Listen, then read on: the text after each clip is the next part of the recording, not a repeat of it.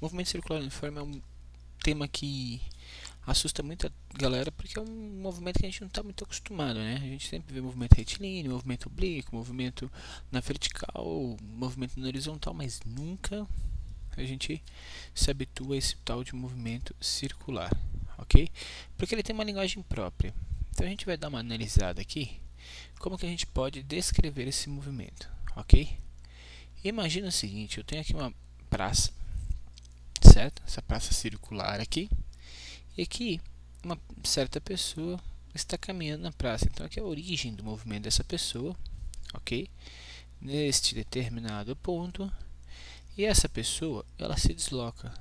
Deixa eu trocar aqui a cor. A gente vai representar o movimento dela aqui, ó. Ela se desloca nesse trajetinho aqui, ó. Chega nesse outro ponto que eu vou chamar de chegada, ok? Chegando aqui no ponto de chegada, ou ponto A e ponto B, tanto faz, né? Tem gente que está acostumado a colocar A e B, e aí a gente utiliza isso. Bom, qual que é a ideia? O movimento circular foi criado pelos árabes de uma forma de tentar descrever em movimento retilíneo como que se comporta esse tal movimento circular. Como que eles fizeram isso, então? A primeira coisa, primeiro ponto, conhecer o comprimento da circunferência.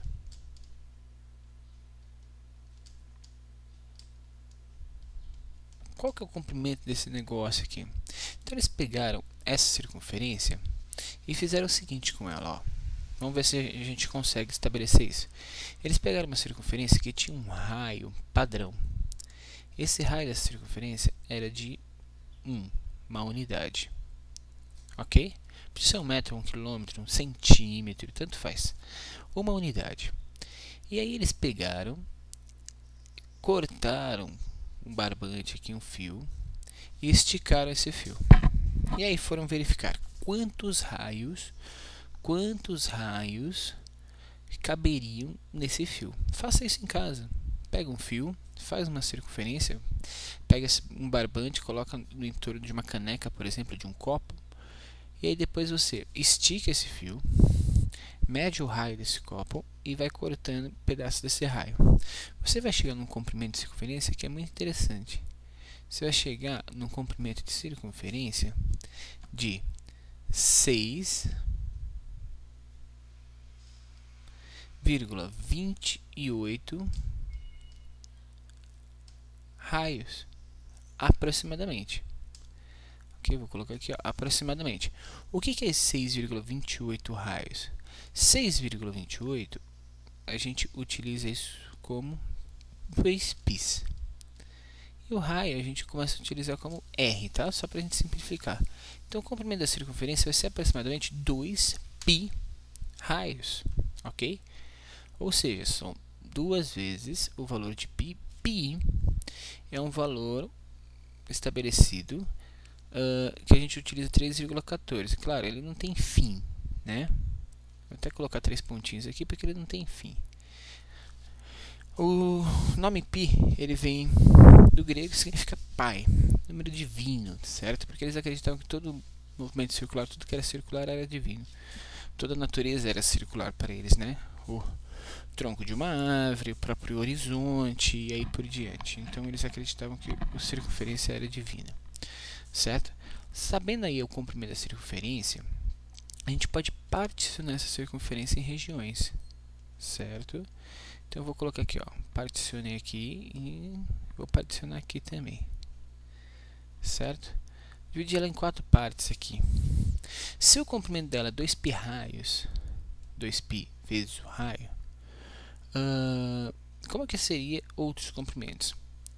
Uma coisa que eu vou adicionar aqui, 2 π raio, fica estranho, né? Raio. A gente vai utilizar uma unidade de medida chamada radianos, que está relacionada, é proporcional ao raio, certo? Então fica mais fácil. O comprimento da circunferência são 2 pi radianos. Só para a gente abreviar, a gente vai utilizar rad. Pode ser? Essa aqui é uma circunferência completa, o comprimento de uma circunferência completa. Aí eu quero analisar, por exemplo, só um trecho dessa circunferência. Como que eu faço? A gente divide isso em regrinhas de 3. Quando a gente vai para a escola, a gente sabe que aqui a gente tem 0 graus, lá na matemática, aqui 90 graus, aqui 180 graus, e aqui 270 graus, e aqui retorna para 360 graus quando completa uma volta. Então eu sei que, olha só a sacada aqui, gente. Quando eu tenho uma volta de 2π radianos, isso aqui é proporcional aos 360 graus, ok? Aí eu tenho esse movimento aqui, ó, dessa pessoa que estava na praça.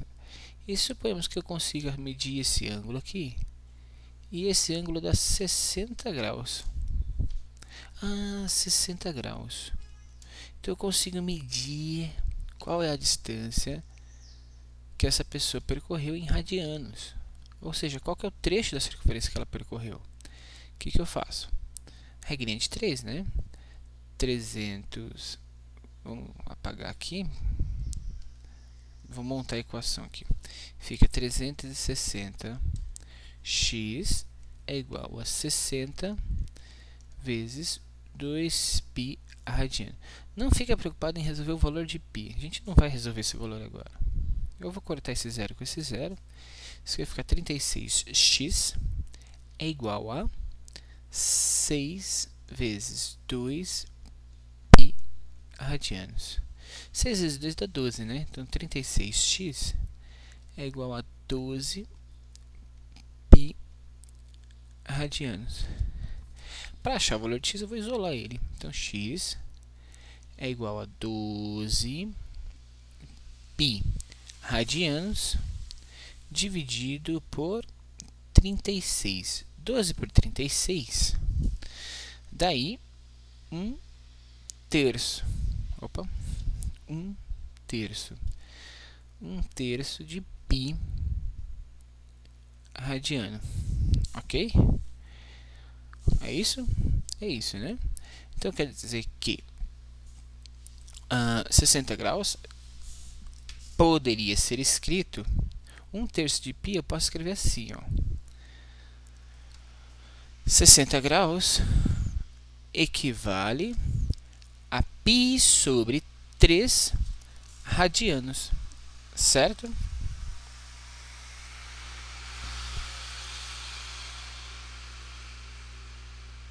Π sobre 3 radianos.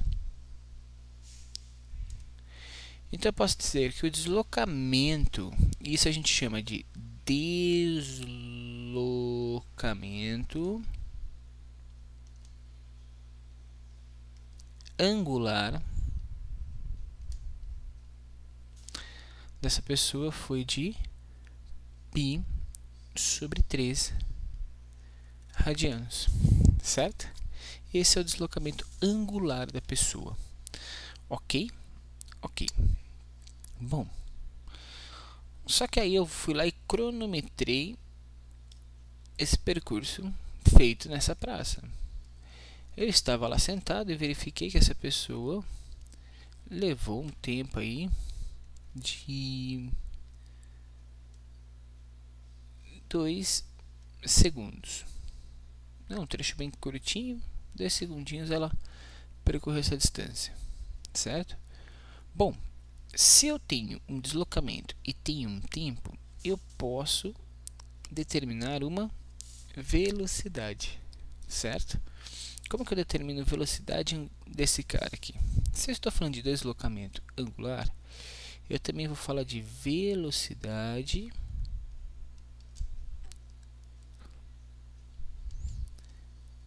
angular, ok? A gente vai utilizar uma representação nova aqui para a gente poder falar desse tipo de deslocamento e velocidade angular da seguinte forma. Velocidade normalmente a gente utiliza v. Na velocidade angular a gente vai utilizar o ômega, tá? Parece um W, mas é uma letra grega chamada ômega. é a variação de espaço, só que esse espaço é um espaço angular, é uma variação de ângulo, né? Normalmente quando a gente utiliza deslocamento angular, a gente utiliza delta φ. É só para a gente representar, para a gente falar que a gente está falando de movimento angular, ok? E aqui delta t. Dessa forma, a velocidade angular naquele movimento ali do nosso exemplo, a variação de ângulo foi π sobre 3 radianos, está dividido pelo tempo, que é 2 segundos, ok? Posso pôr um aqui embaixo, fazer, né, meios e extremos. Isso vai ficar que a velocidade angular no nosso exemplo foi de π sobre 6 radianos por segundo, ok? Isso é velocidade angular. Então é a velocidade com que eu vario um determinado ângulo. Escrito isso sempre em radianos por segundo. Deslocamento angular, radianos. Velocidade angular, radianos por segundo. Tá ok, professor, mas como que eu transformo isso? Porque eu quero transformar isso para metros por segundo. Então, transformações, certo? Bom, para transformar esse sistema, a gente faz o seguinte, ó. Primeiro nosso deslocamento. Nosso deslocamento era... Nosso deslocamento ali era de π sobre 3 radianos. Lembra que esse radiano está relacionado ao raio? Se eu me deslocar numa circunferência de um raio de 1 metro, eu vou ter um deslocamento. Se eu me deslocar numa circunferência de um raio de 2 metros, o deslocamento dobra e aí por diante. Então, para eu saber o deslocamento em metros, deslocamento em x, eu vou ter que pegar esse φ e multiplicar ele pelo valor do raio, só isso. E aí eu terei o deslocamento em metros. Por exemplo, aí no nosso exemplo, x é π sobre 3 radianos, certo? E o nosso raio media lá 1 metro.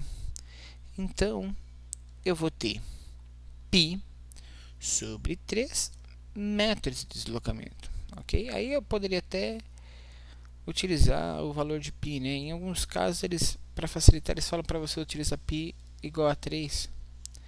Bom, se eu utilizasse π igual a 3 aqui, meu x seria de apenas 1 metro, né? Porque 3 dividido por 3 daria 1 metro. Aí resolvi o problema. Mas ainda tenho outra possibilidade. Como que eu posso fazer então com a velocidade angular? Ué, se eu peguei o deslocamento e multipliquei pelo raio, na velocidade angular também é a mesma coisa. Eu vou multiplicar pelo raio. Quando eu multiplico a velocidade angular pelo raio, eu tenho a velocidade escalar do movimento. A velocidade em metros por segundo. No nosso caso, do exemplo, a velocidade angular era π sobre 6 radianos por segundo. Multiplica isso pelo raio. O raio é 1 metro. Pronto. Você já vai ter a sua velocidade escalar. A velocidade escalar é, então nesse caso, π sobre 6 metros por segundo. Se a gente utilizar o π igual a 3 também, vai dar uma velocidade de 2 metros por segundo aproximadamente. Opa, meio metro por segundo, né? Meio metro por segundo aproximadamente. Certo? Por que aproximadamente? Porque a gente está arredondando o valor de π. Ok? Então esse é o primeiro contexto, a primeira estrutura de movimento circular. A gente tem que entender que no movimento circular a gente tem um movimento dentro de uma circunferência. Então a gente tem que saber traduzir essa circunferência, relacionar seus ângulos e seus valores, ok? Conhecendo o comprimento total da circunferência, conseguindo transformar qualquer valor angular em comprimento, ok? Dessa forma a gente consegue definir o deslocamento angular de um corpo. Definindo o deslocamento angular do corpo, eu consigo também definir a velocidade angular. É só eu ter o tempo. E as transformações, né? Que para passar de uma grandeza angular para uma grandeza escalar, eu sempre multiplico esse valor pelo raio. Ok, galera? Então estudem, dê uma olhada nos exercícios que virão a seguir. Você pode encontrar esses exercícios na nossa página ali no Blogspot ou nos próprios comentários do YouTube. Já tem um link para você baixar a lista. Resolva essa listinha de exercícios, ok? E aí nosso próximo encontro a gente vai trabalhar a resolução desses exercícios, discutir como que a gente pode atacar esses exercícios dentro de movimento circular. Assina agora vai.blogspot.com.br e também nosso canal no YouTube. Só assim você vai ficar por dentro de tudo o que está rolando de novo aqui no nosso canal. Espero que você tenha gostado. Até a próxima, galera. Valeu!